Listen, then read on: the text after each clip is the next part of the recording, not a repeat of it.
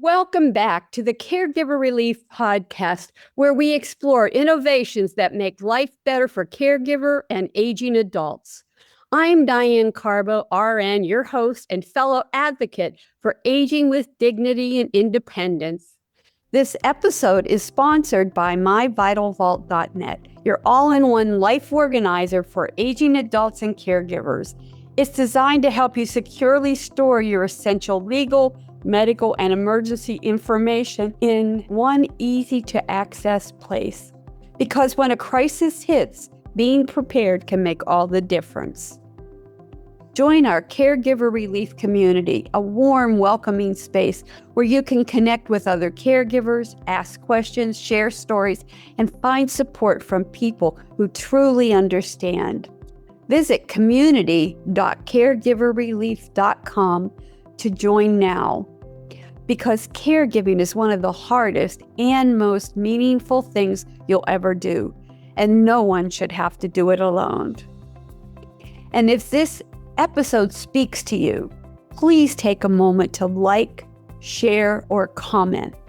Every click helps us reach more caregivers who need encouragement, resources, and hope. Today, I'm thrilled to be joined again by Dot Boyd, Senior Safety Consultant, Caregiver Champion, and Fall Prevention Coach. If you caught our last episode, you know how passionate Dot is about helping older adults live safely at home. This time, she's introducing us to something truly futuristic and absolutely real. It's called Addison, a 3D animated virtual caregiver that lives in smart health homes. Addison is interactive, proactive, and connected to Bluetooth medical devices to help manage everything from diabetes to post-surgical rehab without replacing the human touch. This conversation is going to change how you think about what's possible for aging in place. Welcome back, Dot. I'm real excited about this. I recently did a podcast on dementia care at home, and they were talking about therapy at home. And I thought, oh my God, now I know what Addison does. Since we last spoke, you've been diving even into more cutting-edge tools for aging in place. What was your first reaction when you learned about Addison? I have to say, because I've been representing electronic caregiver products for over 7.5 years, I've been talking about Addison ever since I started.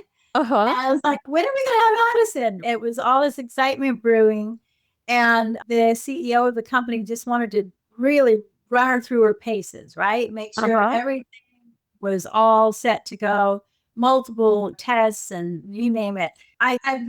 Let me just say this.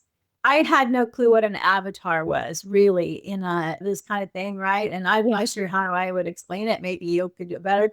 But I'm of a generation where a fax machine was a big deal, or your answering machine at home, right? When yes. Phone. These kinds of things were big innovations in their day. Seeing what Addison can do to help someone really reach their health goals and their independence goals and so forth. Yeah, I was pretty blown away. Every time there's an update, wow, look at that. It's raining where I am today, off and on. So it even shows on my demonstration tablet that it's raining when it starts raining again. Oh, wow. It's bright and sunny here in Myrtle Beach. So I'm blessed right now. We just missed a hurricane, so we're really feeling lucky. But good. For those unfamiliar, can you explain what Addison is and how she functions as a virtual caregiver? Yeah, and I really want to start by saying, and you already mentioned it, the human touch can never be replaced. Absolutely not. Absolutely. We are human beings. We are social. We need connection. We need real live people in our lives. However, we don't have them in our lives 24/7, or maybe we don't want them in our lives 24/7. Yes. And as we age, a lot of older folks feel like they're being babysat by their kids. They got helicopter kids, right? There's the helicopter parents. Now there's helicopter kids. Yeah. And if we can do something that would relieve the pressure of everyone involved, so the adult kids from worrying so much about mom or dad when they're home alone, or the older adults trying to get the kids off their back, calling them 5 times a day to make sure they're still breathing and upright. Yes. I'm being a little extreme there, but Oh, I know both extremes. I'm very familiar with them both. it's true. It is true because I worked with so many families and adult kids are really worried and older adults act like they're not. Deep down, it might be if they really thought about some of their vulnerabilities or concerns, right? Uh-huh. Am I going to live? Am I going to be able to hold on to my independence? Am I going to have comfort? Am I going to belong and be connected in the world? And will I be understood? All of these things. So I think that Addison can fill that gap when people are alone, and some people are alone an awful lot. Yes. What I think of is families are all over the country or even all over the world. And I've had a man from Switzerland called me about his mother in California and what could I do for her. Now, this was 10 years ago. And he flew me from Texas, where I was at the time, to California. And I spent a week with her trying to get everything organized for him. But I can see this as the perfect product for anybody who's either a working caregiver or a long distance caregiver, because it's just going to give you peace of mind knowing what's going on and not feeling like you're intrusive into your family member's life, your older family member's life. Because we all get to a certain age, and the last thing we want is someone telling us what to do, right?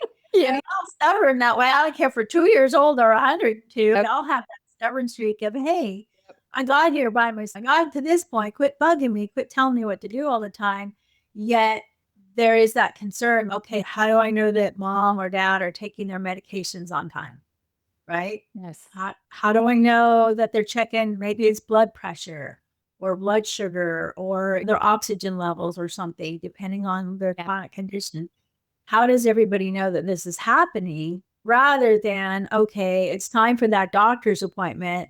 Okay, it's 2 days from now. I better start taking my BP, right? I better start taking vitals. And I got them on sticky notes and I go to the doctor and it's all just a chaotic mess. Yeah. And it's clear to everyone that I did my homework at the last minute. It's funny.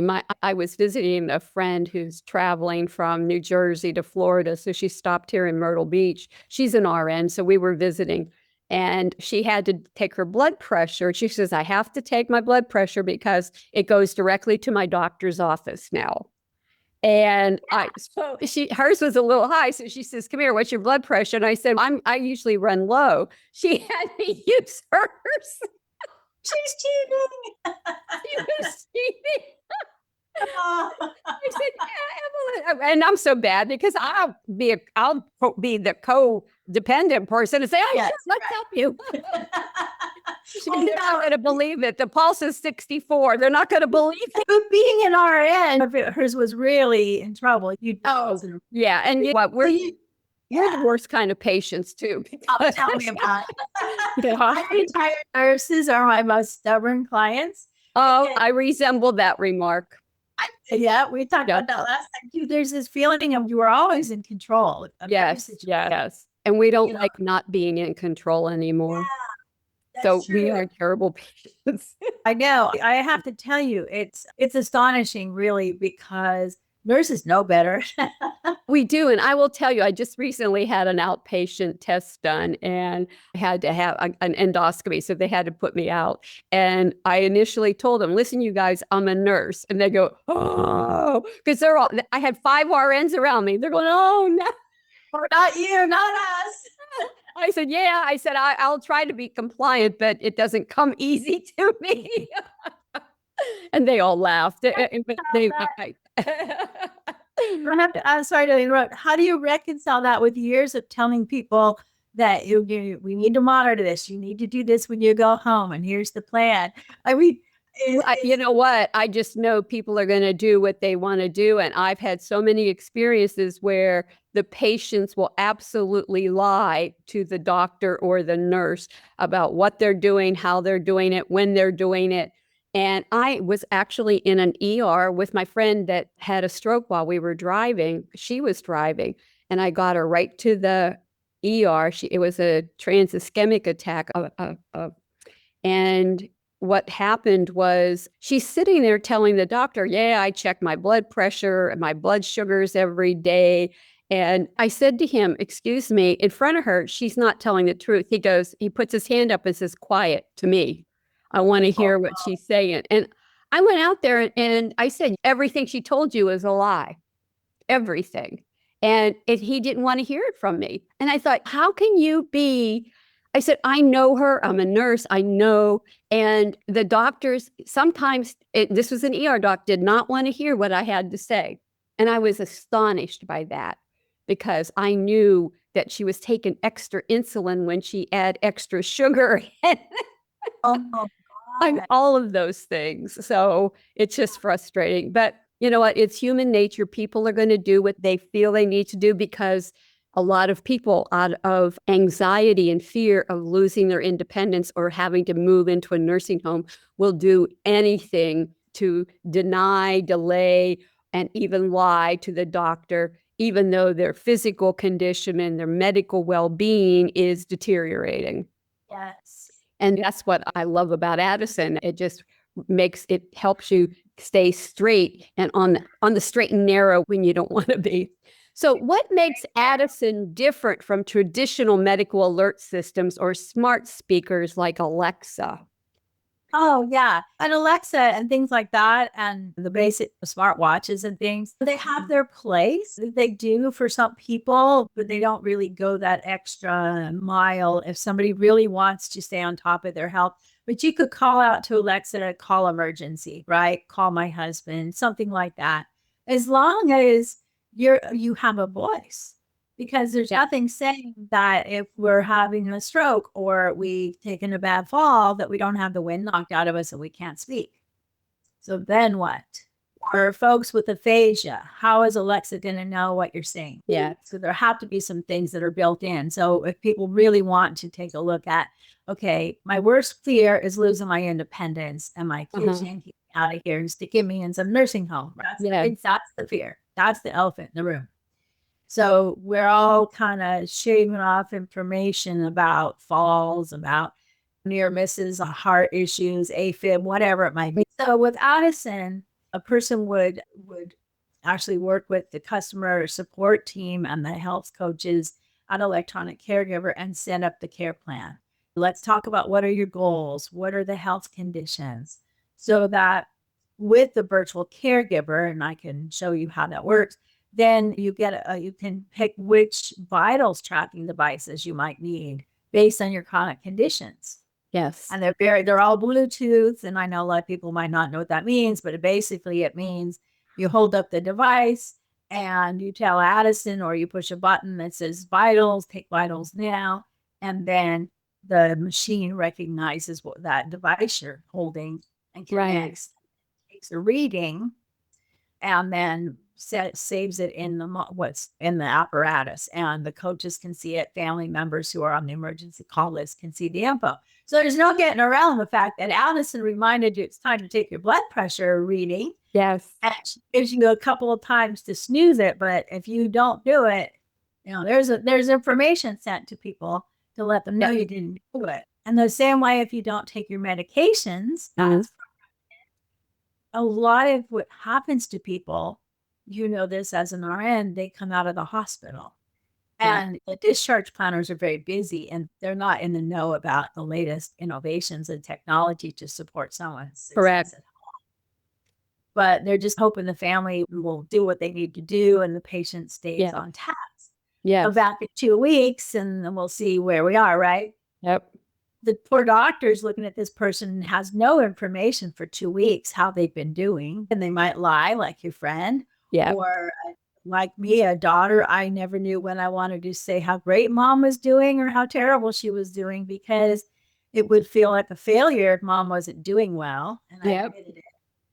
And but then I wanted to be honest, and she was quiet. So if you have data that says, okay, every morning we're checking blood pressure and taking our meds or whatever it might be, that's a start. And it can also show, oh dear, something's changing. And if you know what happens, medications get changed and people don't always react very well.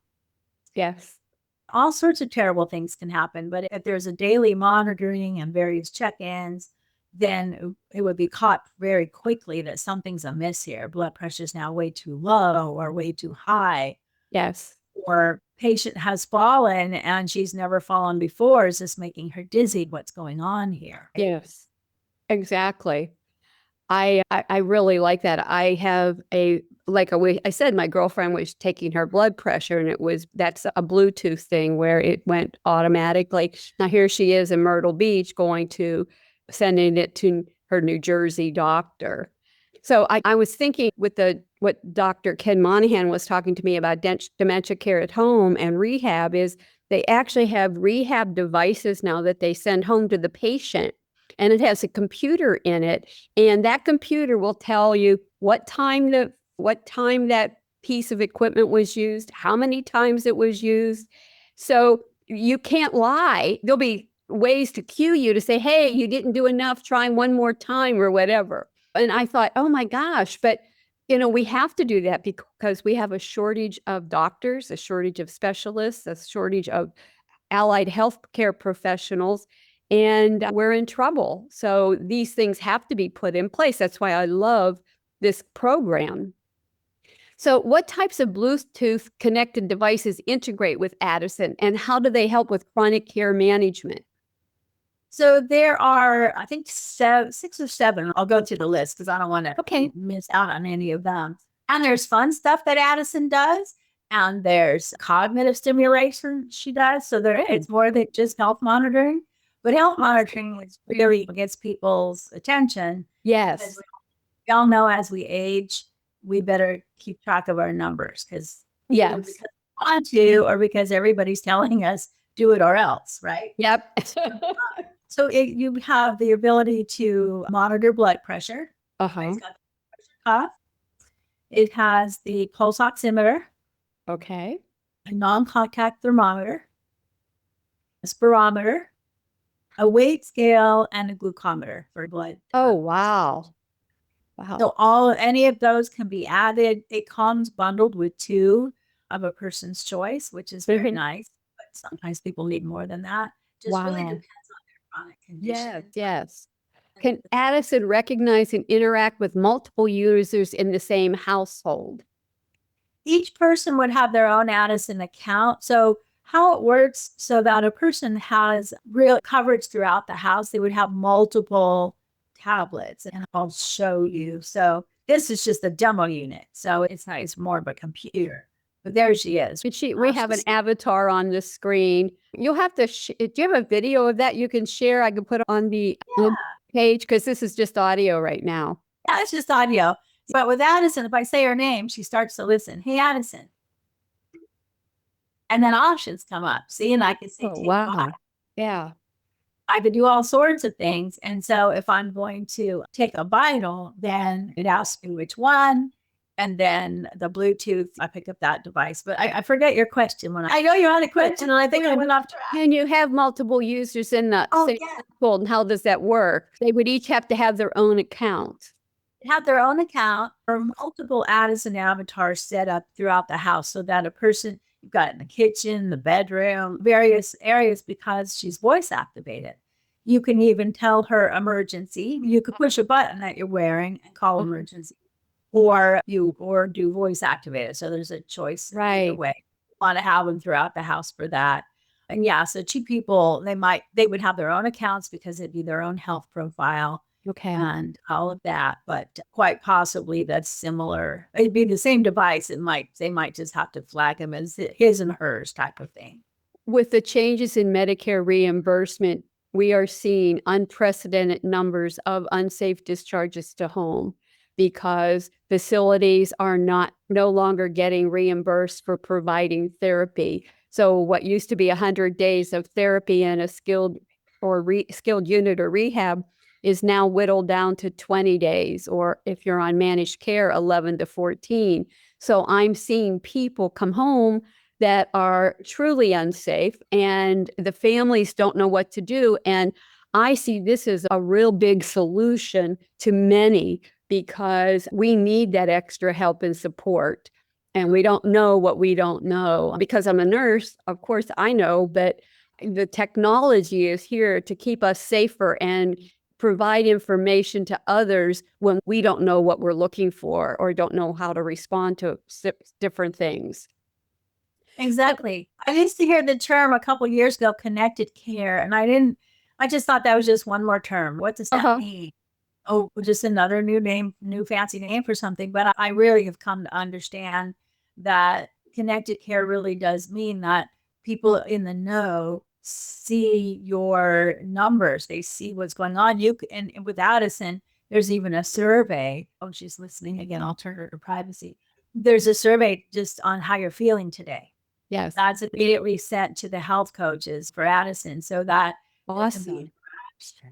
And it also comes with telemedicine. So a person can call in with symptoms and talk about things, because we all know that really nobody wants to go to the hospital. We don't want to go to the emergency department if we don't have to. It's a big ordeal. And so anything we can do at home to get information, maybe even a proper diagnosis to understand, oh no, this is emergent. You better get over there now. And versus, this you can wait and see your doctor on Monday, but it always happens Friday night or Saturday. Oh, absolutely. Inevitably, it's always over the weekend when you can't get help. So I understand that. And then they want to go, I call it a doc in a box. They go to the urgent cares and they're not prepared to handle a lot of things. I'm sorry. I call them doc in a box, and you just can't. I don't feel comfortable with some of the issues that people have that are being sent home. I recently had a person who had problems walking, and they took him to a doc in a box and they sent him home. The next day, he was totally paralyzed, and he had to be admitted to by ambulance to the hospital to have emergency spinal surgery. But they miss a lot of things, and it's not their fault. It's just that they're not as trained or alert as a specialist would be. And the other thing is, we have made healthcare so specialized and specific, where once we had an orthopedic surgeon that would do all of your bones. Now we've got one for the feet, one for the fingers, one for the wrist. It's just ridiculous. So we don't have a holistic approach anymore. And I think that is a problem with the doc in the boxes that I've had people go to see. Now, how does Addison support not just physical health, but also behavioral and emotional well-being? I love the fact that she's interactive and she can be fun. You can change the house she's in. You can change the room she's in. She can be at the beach. There's little things on the screen that you can touch and they come to life. There's cats and dogs. She's watering your plants. So there's just some kind of fun stuff. That way, there's games. There's that's awesome. There's puzzles. There's a brain game. You can even do solitaire. There's just a lot of different things, and things get added all the time. I don't even know. Those things are really important, because you need to keep walking, and for dementia prevention or to even slow a dementia process, doing something new or different every day is really important. Even if it's just using your left hand instead of your dominant hand to feed and write for a day. It's just creating new neural pathways. So I really like that. I just wanted it to be sassy and fun with me. Sassy and fun. And she can be a man too. So you can change the avatar to your liking. And I have to admit, there's this one when his voice goes with his voice.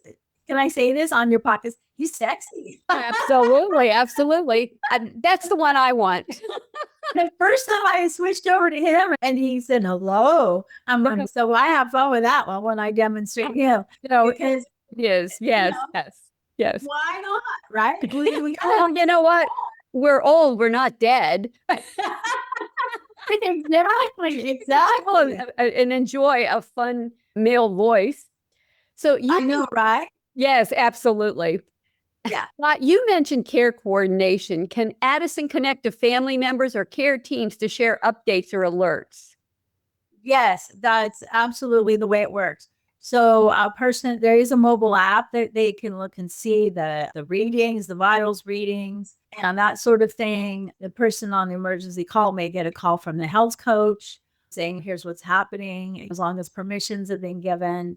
And interestingly enough, too, so built in, it's all very HIPAA compliant. So if it reminds me to take a medication, the camera comes up and I have to put my face there so that Addison knows it's me and it's verified. And then I see that I'm taking my medications, for instance, and I want to see my vitals history, same thing. So you can't cheat. So all of that is very helpful for families because they realize, okay, they've thought a few things. So families can see what's going on and interact. I think that's a wonderful thing. And then also, just real quick, there are exercises. So the matter of balance class type exercises. Good. And she's taught you through it, and you can see the visual at the same time. It's really nice. I'm going to get off topic here for a minute, but there's a movie, Frank and the Robot, and he has dementia. He has early stage dementia, and his family gets him this robot. Frank was a con man. And when I'm thinking, when you're saying that they're going to interact with us and stuff, I'm thinking Frank got the robot to break into a bank. And he did the opposite. That's one of my favorite movies because I always think of Frank coerced the robot into doing something he shouldn't be doing. And I can see people trying to do that. And it does come with ChatGPT in it with some guardrails. Yes. Certain topics are eliminated or there's guardrails on. So there's harm. But yeah, and even that is helpful for people who want to know stuff. Right? Yes, absolutely. Kind of a bonus thing. Yes. Now, is Addison helpful for people with mild cognitive impairment or early stage dementia?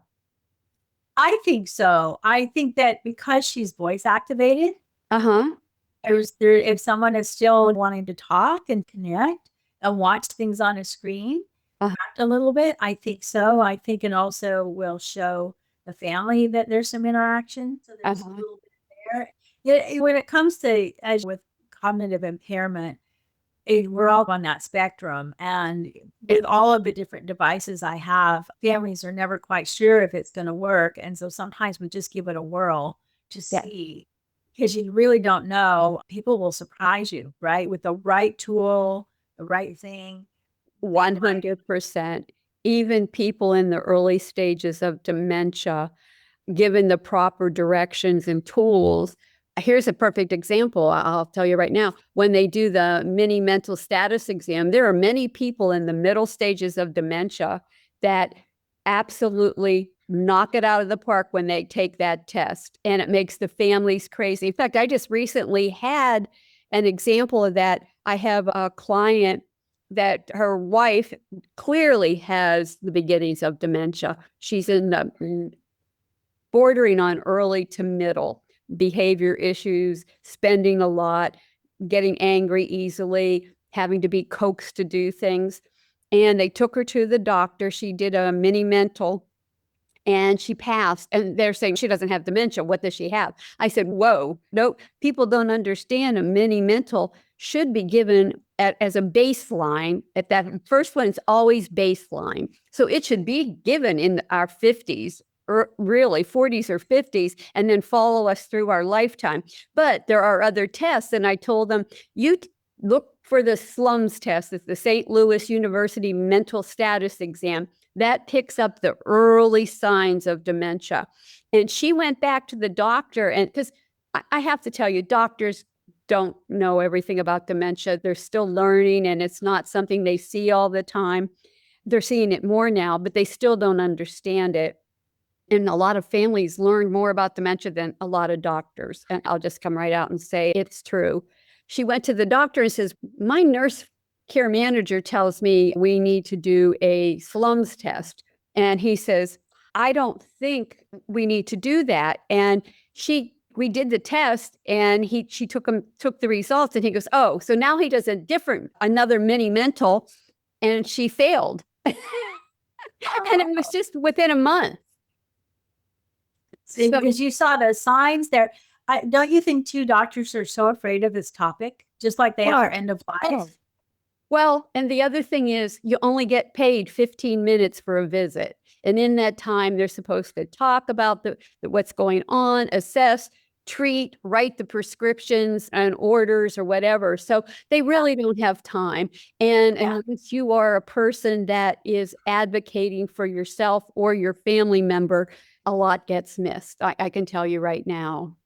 Yeah. I think so too. And if you think about it, how many doctors are retiring, so we have new doctors, like new to us, right? As patients. Absolutely. Trying to let them know who you are and what's normal for you and what you're concerned about versus what they think you should be concerned about could be two different things. Absolutely. Right?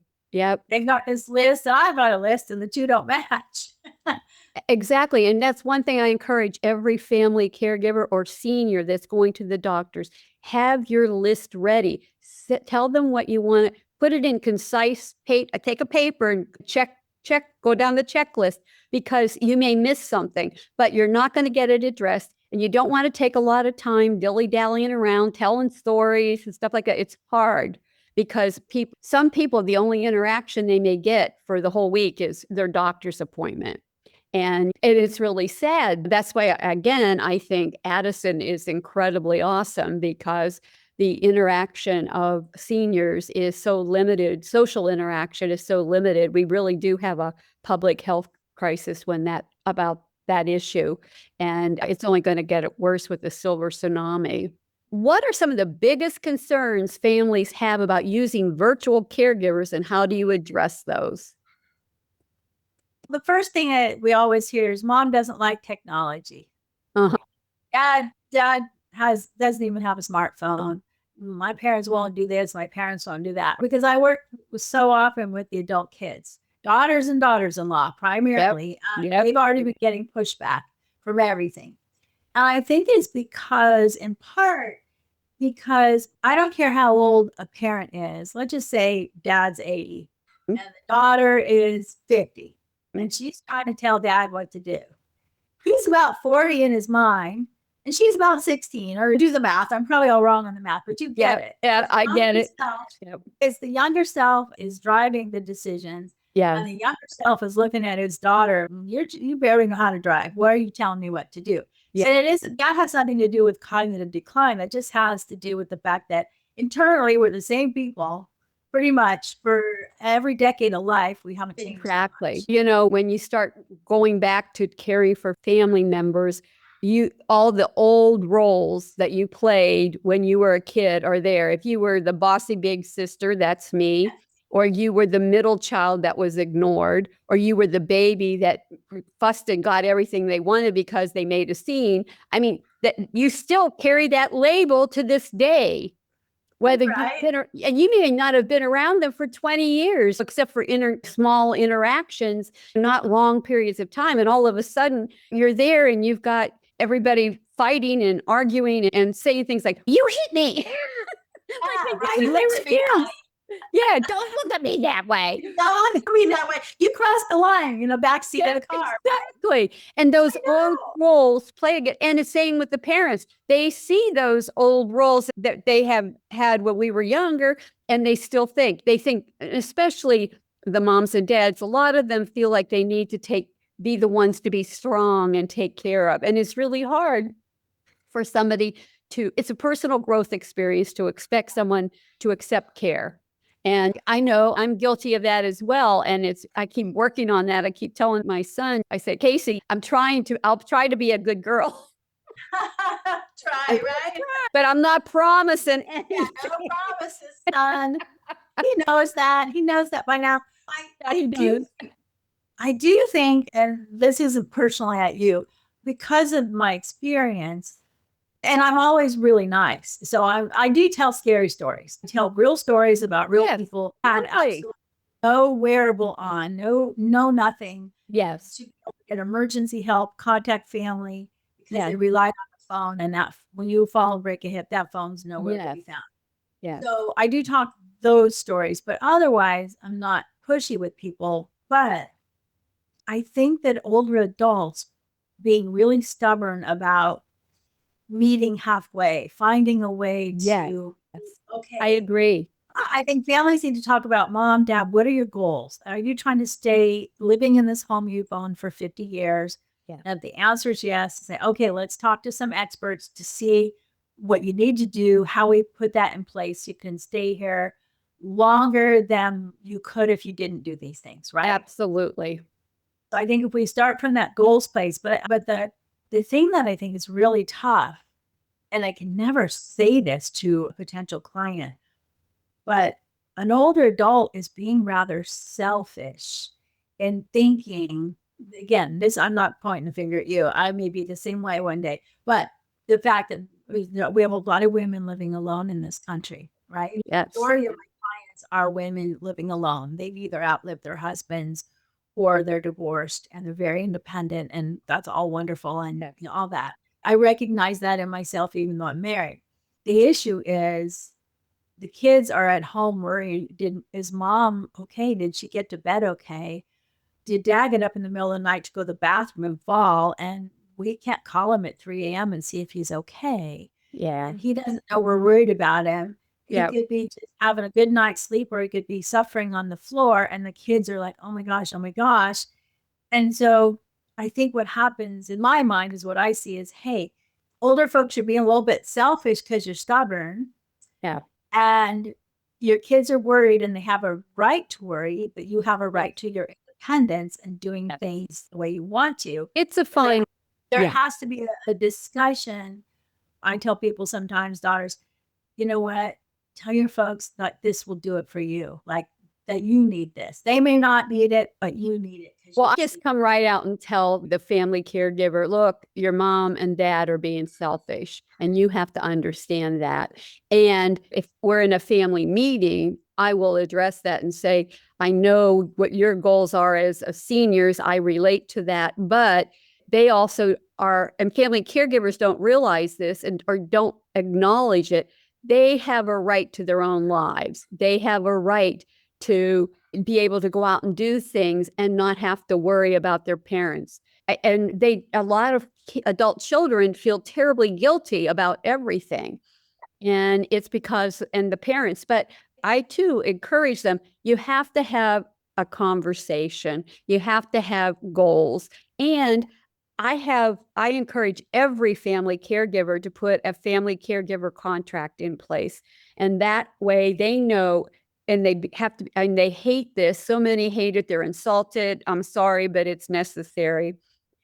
Be able to say, I can do this, but if you become incontinent, I can't provide that care. It's uncomfortable for me. I won't provide intimate care. If you become aggressive, I have to put you in a home because I can't worry about my safety. If you become sexually inappropriate, I need to feel safe and not feel worried about being violated. And these are very real issues. So I encourage every family caregiver to approach this as a job, and they need to sit down and write down what they will and will not do. Because so many say, I will take care of you at home till you die. And that's a promise they can't keep because they don't know what the future brings. And that's tough. It's really tough. And the burden is really on the next generation. So, Yes. And primarily women, the daughters and daughters-in-law. Not that there aren't some great, wonderful sons out there. I've worked with them too, but they're giving up their careers. They're juggling raising children and helping mom and dad. And the more that mom and dad can do to secure their safety and independence, Yes. using today's technology and innovations, these are things that are designed for older folks, are designed to be simple. They might have a whole lot of nifty things built into them. You don't have to know how to do that. There's just certain buttons to push or a voice activated thing to keep it simple. Because if it wasn't simple, I'd have nothing to do with it. I'm not a techie. I'm not at all. So I really do love that you're talking to families that way, because what happens is someone, and you see the reports now, that it changes a trajectory for families with their income. And then later when they're older, their social security, because they opted out of their career at the height of it. I did that to take care of my mom. I really had no idea what I was walking into. I did the same thing with my dad. And I understand. And that's why I really think people, family caregivers, especially women, and what's really sad is the extended family or uninvolved siblings will say that it's, especially if they're not married, they're the spinster sister or whatever. I hate that word, but never been married, they've had a great career, or they've had a good career and they're still at the height of it. They expect them to take, and it's a cultural thing too on so many cultures. Nobody's taking care of that family caregiver, that person that's providing the care, and they're not giving. That's why I say you get a contract in place where they have to help cover your days off, because you deserve days off just like a job, and vacation times. And if they can't physically do it, then they should be able to do it financially in some shape or form, because to pay for help to come in so that you can have a decent life as well, because 63% of family caregivers become seriously ill or die before the person they're caring for.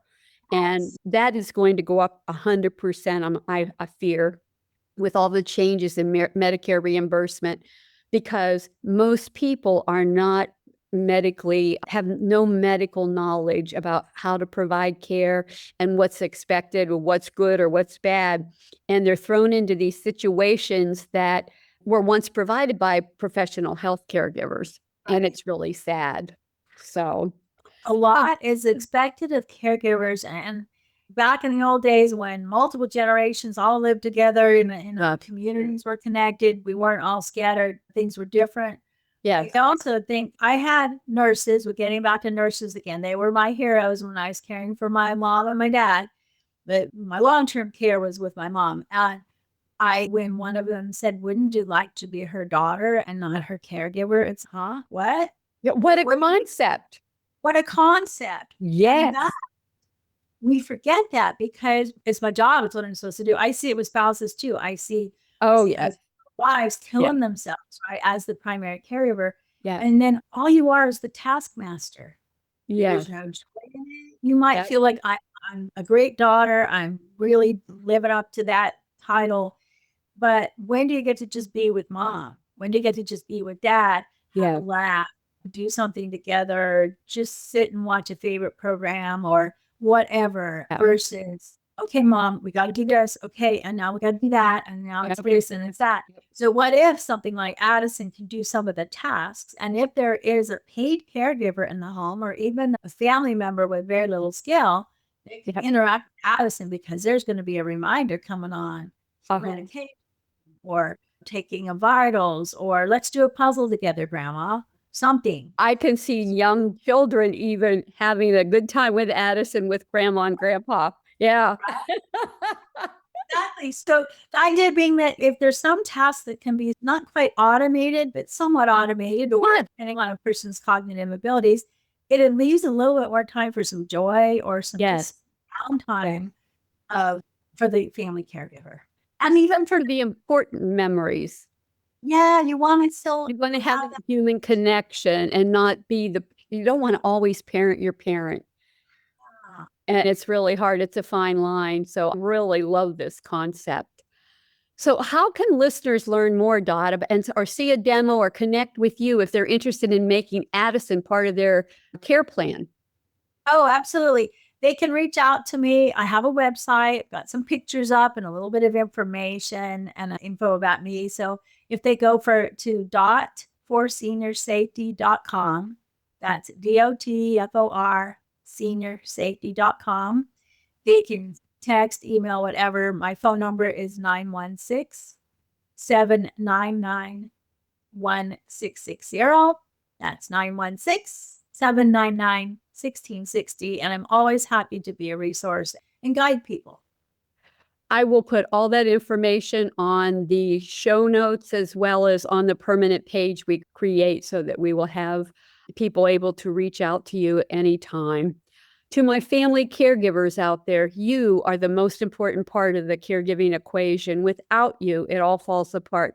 So please learn to be gentle with yourself. Practice self-care every day, because you are worth it.